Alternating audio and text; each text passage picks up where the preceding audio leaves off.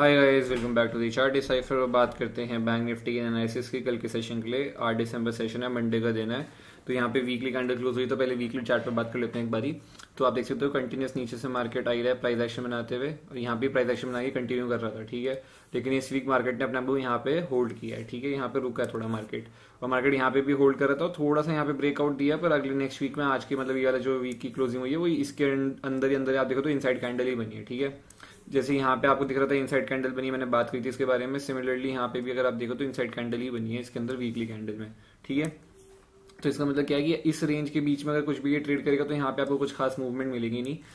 जब तक इस रेंज को ऊपर की साइड में नहीं निकालेगा इधर की साइड से, अगर ऐसे देखो तो अगर आप तो या तो ऐसे कुछ ऊपरी साइड में ऐसे नहीं निकालेगा, नीचे की साइड में ये सपोर्ट ब्रेक नहीं करेगा अपना और ये लेवल नहीं निकालेगा, तब तक मार्केट ऐसे यहाँ पे साइडवेज या वॉलेटाइल ऐसे ही रहेगा, ठीक है।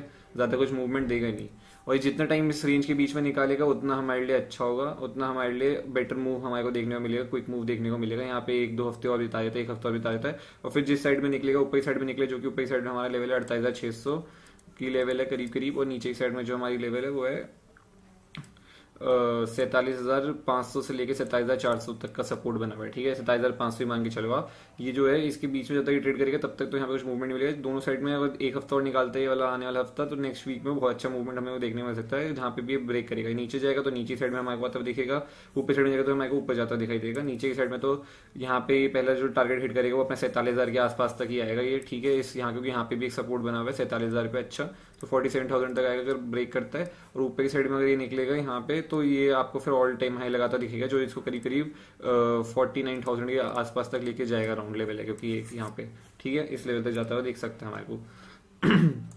अब चलते हैं डेली टाइम फ्रेम पर एक बार उस पर देख लेते हैं, उस पर क्या मैंने आपको क्या बताया था।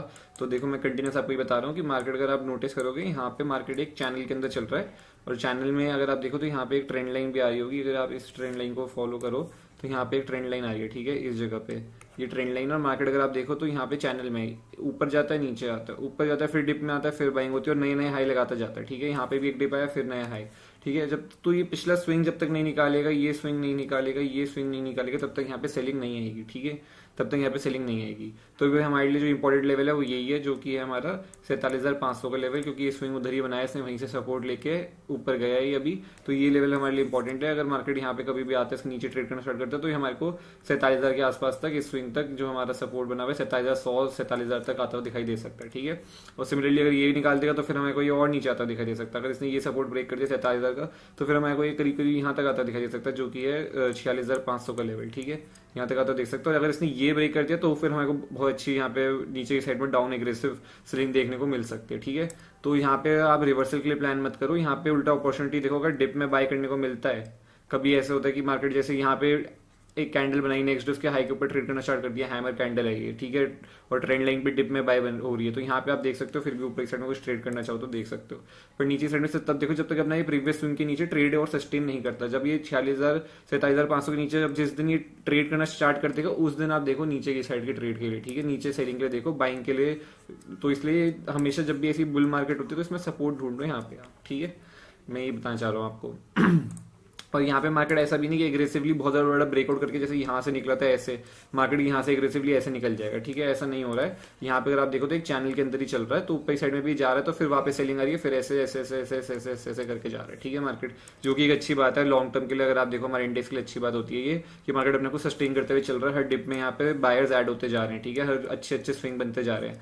ऐसे अगर ये जा रहा होता है ऐसे ही चलता चला जाता है, यहाँ तक आ जाता, और किसी दिन पे चलता है ये ऐसे नीचे आया, फिर वापस अगर ये ब्रेक कर देता तो हमारे को बहुत बड़ी वापस से यहाँ पे डिप करेक्शन देखने को मिलती, जो इसको करीब करीब इस लेवल तक ले आती, ठीक है। तो इसलिए ये अच्छी बात है कि मार्केट ऐसे जा रहा है, तो ये हर जगह नीचे जब भी अगर ब्रेक करेगा अपने स्विंग्स भी तो हमेशा नीचे सपोर्ट लेगा कहीं ना कहीं पे आके उससे प्रीवियस स्विंग पे, तो मार्केट उनको सस्टेन करते हुए चल रहा है। अब चलते हैं 15 मिनट टाइम फ्रेम पर, बात करते हैं कि क्या बेस्ट सेटअप हो सकता है कल के सेशन के लिए।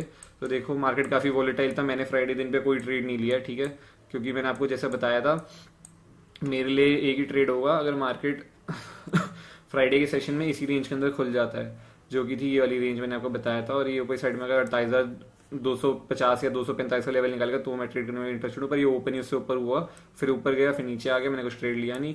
उसके बाद ये यहाँ पे थोड़ा कुछ नीचे का प्राइस एक्शन बनाया, फिर थोड़ा यहाँ पे डाउनफॉल आया, मैंने कुछ ट्रेड नहीं लिया, यहाँ पे प्राइस एक्शन आते हुए नीचे आता था, ठीक है। और एंड के अगर आप देखो तो 1 घंटे आधे पौन घंटे में बहुत अच्छी हमारे को यहाँ पे मतलब अपना ये सपोर्ट लेवल जो ये सुपर सपोर्ट लेवल है पूरा का पूरा ये एरिया, इधर ही इसने सपोर्ट लिया मार्केट ने, और यहाँ पे एक हैमर कैंडल भी बनाई है 15 टाइम फ्रेम पर, उस पर इतनी खतरनाक बाइंग आई है वन वे।